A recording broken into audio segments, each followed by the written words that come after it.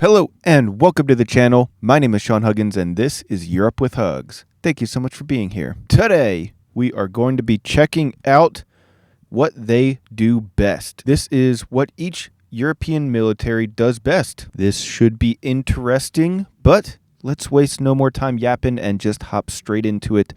Here we go. Europe's militaries are often compared in size, budgets, or equipment. But strength doesn't always mean firepower. Sometimes it's geography, sometimes it's innovation, or sometimes it's strategy. Today, we're looking at what makes each country unique, from the European giants to the microstates. How can Europe stick together and utilize each other's strengths?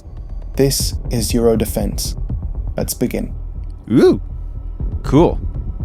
Norway's By the way, link to the original video down in the description. As always, shout out Eurodefense for the video. geography forces its military to specialize. Whoa. With a long border with Russia and vast Arctic territory, Norway has built unmatched expertise in cold weather warfare.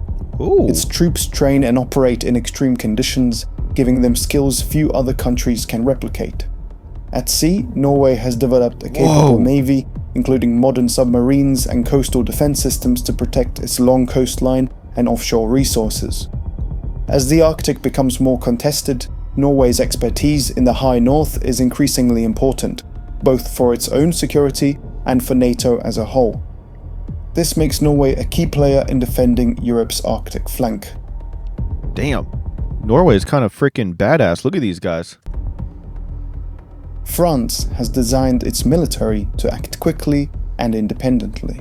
It has a long tradition of overseas deployments, particularly in Africa, where it has shown the ability to move forces rapidly and sustain operations far from home. Doesn't France have the military where they recruit like former criminals or something like that? Isn't that them? I think it is. Maybe. I don't know. The French Foreign Legion is central to this capability, a professional force trained for high-intensity combat and fast deployment. But what makes France stand out even more is its complete strategic autonomy. Unlike most European countries, it can produce almost every major weapon system itself: fighter jets, tanks, and even its own nuclear-powered aircraft carrier. Damn. This independence gives Paris freedom of action, both politically and militarily, and ensures that its forces are not dependent on outside supplies when responding to threats. That's smart. That's pretty good. You don't have to rely on your neighbors for help or anything. You don't have to rely on your allies. If you want to get something done, you can just get it done. Sweden's armed forces are smaller than its larger European neighbors, but they have carved out a reputation for technological innovation. Ooh. The Gripen fighter jet, a modern aircraft that's cost-effective, easy to maintain, and designed to operate from dispersed road bases rather than relying on a few large airfields. On the naval side, Sweden's Gotland-class submarines are considered some of the most advanced conventional subs in the world, with air-independent propulsion that makes them exceptionally quiet. Beyond equipment, Sweden's total defense model integrates civilian and military readiness. Everything from logistics to infrastructure is designed to keep the country running in wartime. This whole-of-society approach ensures Sweden is not just technologically advanced, but also prepared for the worst-case scenario. Whoa. The UK's military is defined by its ability to operate far from home. Its two Queen Elizabeth-class aircraft carriers, equipped with F-35B fighter jets, gives Britain reach that only a handful of countries in the world can match. Leave it to Britain to be an expert in attacking countries far from home. Meaning the UK can deploy a credible air and naval strike force almost anywhere from the Atlantic to the Indo-Pacific. Alongside this global reach is a heavy focus on future technology. The UK is investing in autonomous systems, drones, and the Global Combat Air Programme, a sixth-generation fighter project being developed with Italy and Japan. This balance of traditional blue water naval power and the next-gen research puts the UK in a strong position to shape the future of air and maritime warfare. Damn. Austria's armed forces reflect its unique position as a neutral state in the mountain warfare, okay. heart of Europe. Its military is highly trained in mountain warfare, with Alpine troops capable of operating in the difficult terrain of the Alps. These skills are rare and valuable, even within NATO. Beyond military tasks, Austria's neutrality means its forces are also heavily involved in civil defense and disaster response. They are often deployed domestically to handle natural disasters such as floods or avalanches. This dual role, military defense and civil protection, gives Austria a distinctive place in Europe's security landscape, blending neutrality with specialization.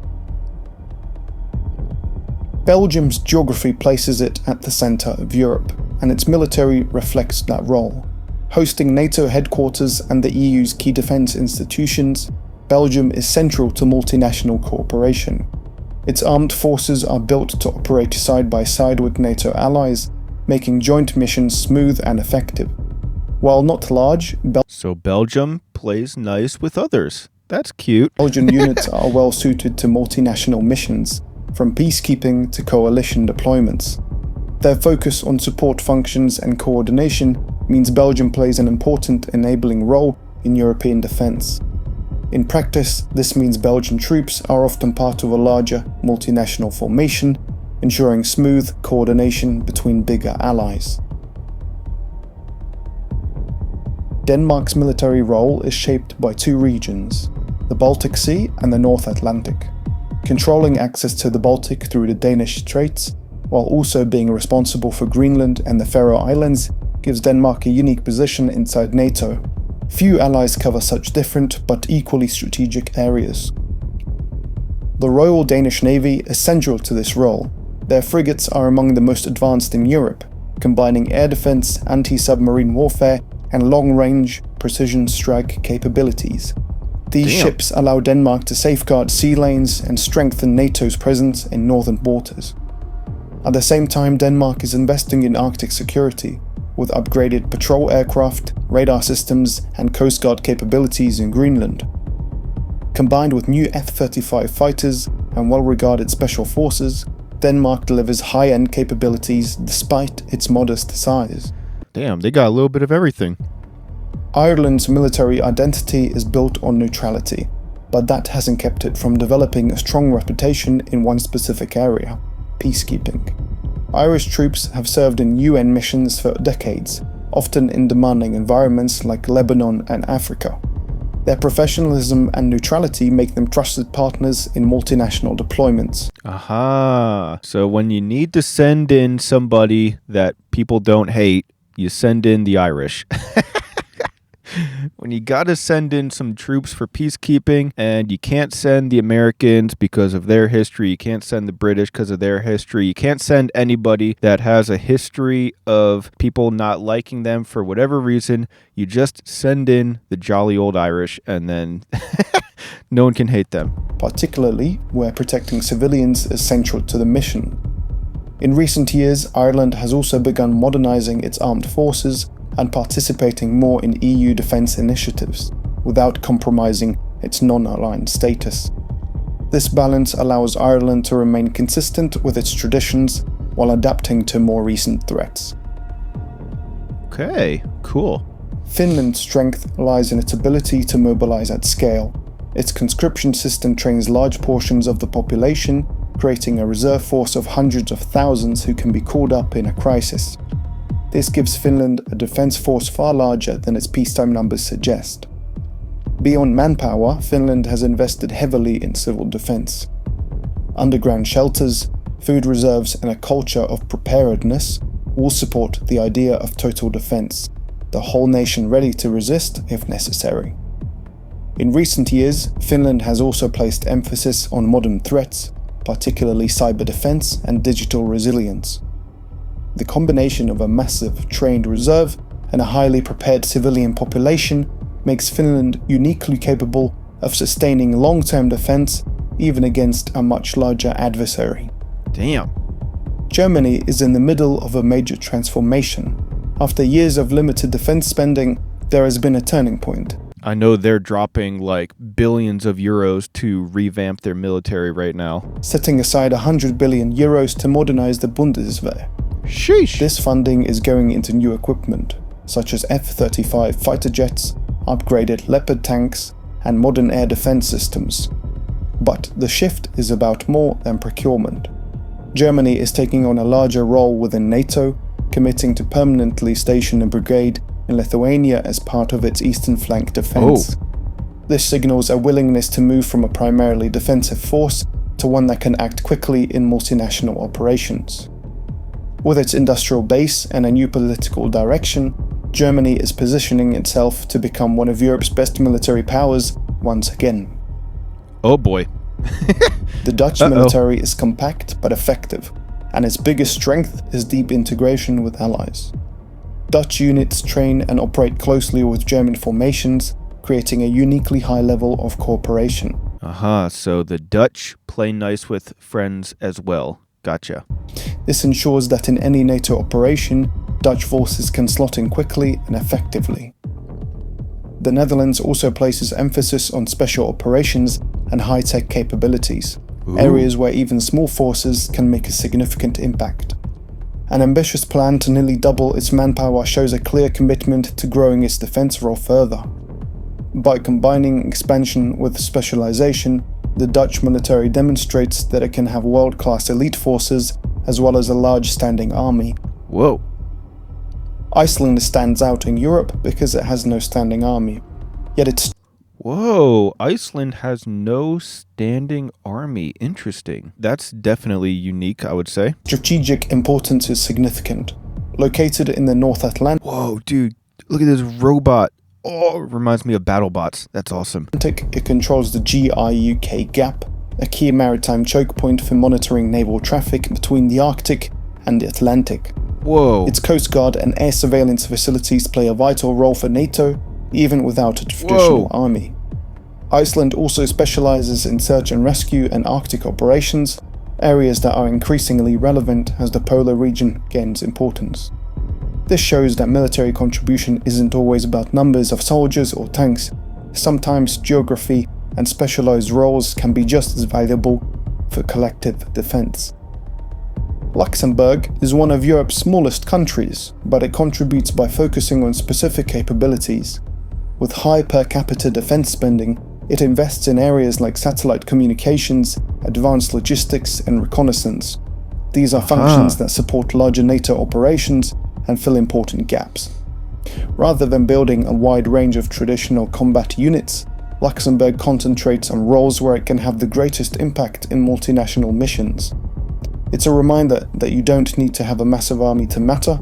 Specialization at small nations have a real impact too. Nice. Switzerland maintains a militia system that keeps its population trained and ready. Most Swiss men undergo military service and many keep equipment at home, ensuring rapid mobilization if required. Wow, this is basically what America wants to be, or thinks that it is. Having a well-trained civilian militia at home, keeping their weapons at home. That's the American dream right there. It's not the American reality, but that's the American dream. This creates a large and well-prepared reserve, even though Switzerland has a relatively small active force. Combined with its strong defense industry, known worldwide for precision engineering, Switzerland is able to sustain high standards of readiness and contribute advanced technology to its own forces and international markets. Its model reflects its neutral stance, a nation always prepared to defend itself without relying on alliances, but still contributing indirectly through technology and industry. That's our breakdown of the unique strengths of Northern and Western Europe's militaries. Damn, that was awesome. It's cool to see that even the small nations, they realize that they can just specialize in something very unique and excel at one little thing. And just because of that, even though they're small, they don't have to make a huge impact overall, but they can make a huge impact on one specialized thing. And that leads to them having a huge impact. You know what I mean? That's pretty cool. But anyways, I'm curious what you guys have to say about it. What do you think of the video? What do you think of your country's specialization if it was mentioned in this video? Let me know your thoughts. Leave your comments down in the comment section below. And when you're done there, consider subscribing, leaving a like, all of that good stuff for the algorithm. Besides, you don't want to miss any future videos, so thank you in advance. That being said, though, that's all the time that I have for today, so thank you guys just for being here, and as always, I'll see you guys next time. Peace.